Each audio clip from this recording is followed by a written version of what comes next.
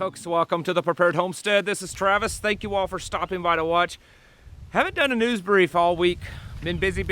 Here we are at pretty much the end of the week and haven't done one, so I thought I would put one together. You know, just between the weather and people in our community stuff going on, I haven't had a lot of time. I mean, I haven't been on my phone. I haven't looked at the internet. I haven't done any of that stuff. I'll admit, it's been nice. Sometimes the busyness and not being able to be connected in that way is kind of nice. But I thought that I should probably put one out. So that's what I have. Have a bunch of papers here, standing out here freezing, been outside for far too long probably on a day like today, but we're gonna run through this because there's some good stuff. Well, not good stuff, like bad stuff that's, should talk about. Start off, the thing that's on a lot of people's minds right now is the cold. It's on my mind as I'm standing here freezing. Over 200 million people in the United States are under some sort of winter advisory. 1.5 million as of 2:30 it shows. I believe that's Eastern time today. 1.5 million have no power. A lot of the eastern seaboard is showing a lot of power outages. Saw some down in Texas and then some up in the Pacific Northwest. So this weather, it's just playing havoc and people are using a lot of energy, and you know what they say, hey, it's America, we just don't have enough to go around. So it's unfortunate for those folks. Some of you may even be some of those folks. Here's a map here showing where the power outages are primarily at. You can get an idea of who is suffering the most. And in a storm like this or in weather like this, it's certainly not the time to be without power and not prepared. So I hope that many of you are prepared and enduring this kind of on a somewhat well, the whole famine thing, we've kind of talked about it. There's been little snippets and stuff from the United Nations that kind of indicate that they believe that we are on the verge of a global famine. A year or two ago, it was a famine in certain third world areas, Africa, stuff like that, and they're still talking about that a lot. Here's an article it's talking about how the Horn of Africa it's the worst it's been in decades. But it seems to be that the tone is shifting to where we're on the verge of a global famine. Here's an article here talking about that, just like, what is a famine? How is that declared? I thought that was interesting, how we have to school people on what a famine actually is so that we can get them conditioned so that when it's time to declare a famine, they know what it is, so that they can panic even more. Is it legitimate? Is there really a famine? Well, there does seem to be a lot of food shortages and crop problems and cost of doing business like that all over the world. So some of it is probably legitimate, while others is maybe more man-made. But it's certainly a reason why I say on here all the time that you should be producing your own food. You should have the seeds and the stuff to make and grow your own food. You should be stocking up on food every chance that you can, because this problem is probably not going away anytime too soon. And we're going to see just continual increase in prices of food, and the availability is going to start getting less and less. Moving on to global matters in the war front. Something that's just another dig. Russia is likely to start buying some yuan, Chinese currency, in 2023. Those two are buddying up and they're trying to help each other's currency. They're doing this, shifting to BRICS and having their own global reserve currency.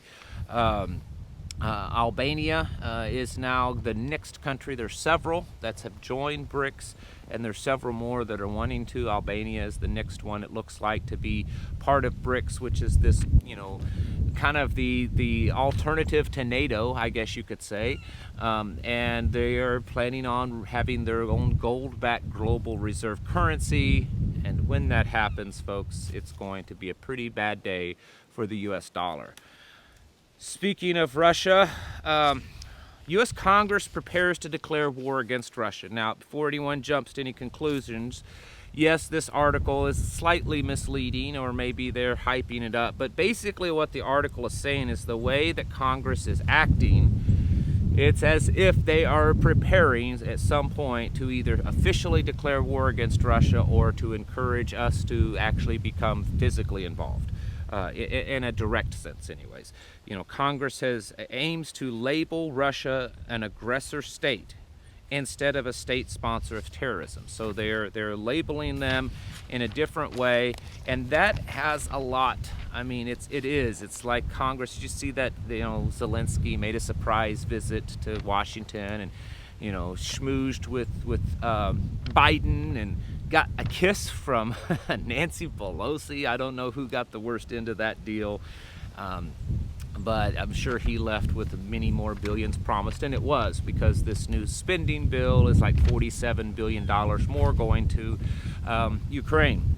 Speaking of money, so far the U.S. defense contractors stand to gain about $20 billion out of the current omnibus spending bill. $20 billion. So yay for the military-industrial complex. I mean, I'm sure they are strongly encouraging this war to continue to drag on, and probably for us to get involved in it, because they stand to gain a lot.